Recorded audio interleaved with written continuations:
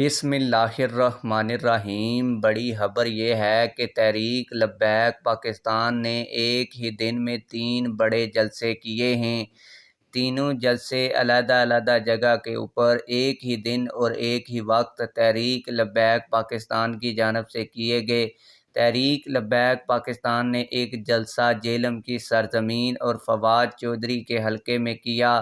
فواد چودھری بھی تحریک لبیک پاکستان کا جلسہ دیکھ کر منہ دیکھتا رہ گیا اور یہ بات کہنے پر مجبور ہوا۔ وہ کیا بات تھی وہ بھی میں آپ لوگوں کو بتاتا ہوں۔ اس کے علاوہ تحریک لبیک پاکستان نے پی 187 ضلع اوکاڑہ کے اندر بھی ایک ورکر کنونشن کروایا۔ اس کے علاوہ تحریک لبیک پاکستان نے پی ایس 122 کے اندر بھی ایک بڑا جلسہ کیا۔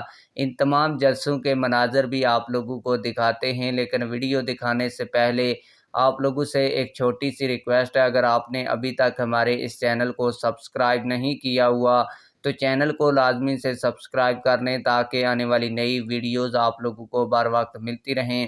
آپ لوگوں کو بتاتا چلوں کہ تحریک لبیک پاکستان کی جانب سے کراچی پی ایس 122 کے اندر ورکرز کنونشن رکھا گیا، جس میں تحریک لبیک پاکستان پی ایس 122 کے امیر پیر سید کاشف حسین شاہ صاحب نے شرکت فرمائی۔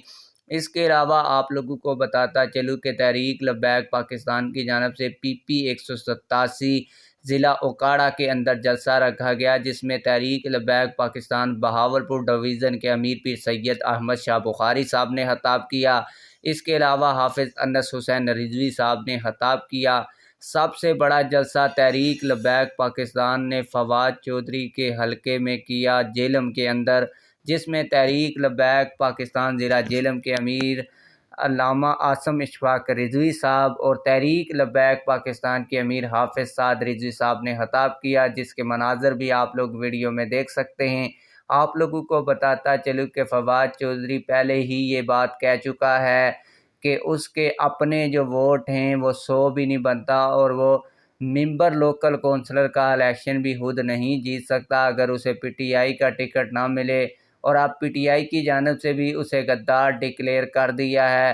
اور جب اس نے تحریک لبیک پاکستان کا اتنا بڑا جلسہ دیکھا ہوگا تو اس کا منہ کھلا کا کھلا رہ گیا ہوگا۔ آپ لوگوں کی اس حوالے سے کیا رائے ہے؟ کمنٹ سیکشن میں ہمیں اپنی رائے سے ضرور آگاہ کیجیے گا۔ ملتے ہیں کسی اور ویڈیو